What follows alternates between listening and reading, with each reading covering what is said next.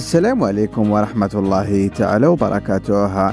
بعد انتقال النجم البرتغالي كريستيانو رونالدو إلى دوري روشن السعودي للمحترفين من خلال نادي النصر، كشف النجم البرتغالي وزوجته في تصريح صحفي جديد متداول عبر وسائل التواصل الاجتماعي بخبر سيفرح العالم العربي والإسلامي جميعا، وهذا ما سنشاهد في هذا الفيديو الحصري وبالتفاصيل. لكن قبل ذلك نرجو منكم الصلاة والسلام على نبينا وحبيبنا محمد صلى الله عليه وسلم.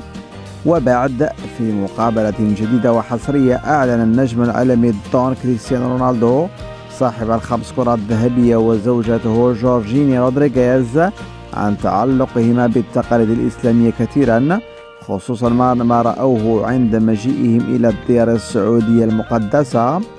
وكشفت جورجينيا زوجة كريستيانو أنها دائما ما كانت ترى أن الدين المسيحي ينقصه شيئا ما، حيث قالت: كنت دائما ممتنة كثيرا لصديقاتي المسلمات هناك في فرنسا أين كنت أعمل، وقبل حتى التعرف على زوجي رونالدو، وكنت أشاهد كيف يصلين وكيف يعبدون الله، وحتى تقاليدهم الإسلامية جميلة جدا ونبيلة، إنه دين عظيم.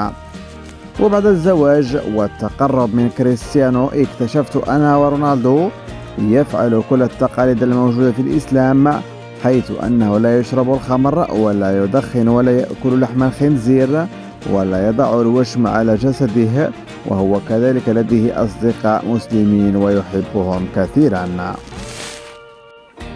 ونحن الآن نتواجد هناك في السعودية مع المسلمين، وسوف نتقرب أكثر من الشعب الإسلامي، لأن السعودية هي مركز الإسلام وموجود فيها الكثير من الأماكن المقدسة.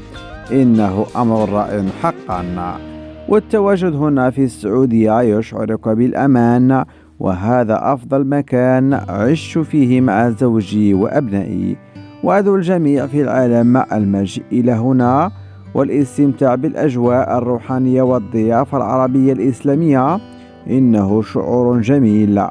ويذكر أن كريستيانو سبق وصرح بأنه معجب كثيرا بالدين الإسلامي وكذلك التقاليد الإسلامية العريقة، بحيث قال: أنا أصدقائي مسلمين ككريم بنزيما ومسعود أوزيل هم من يحببوني في الإسلام، وشاهدت كيف يؤثر الدين على نمط حياتهم، وأنا ممتن لهم كثيرا، إنهم رائعين.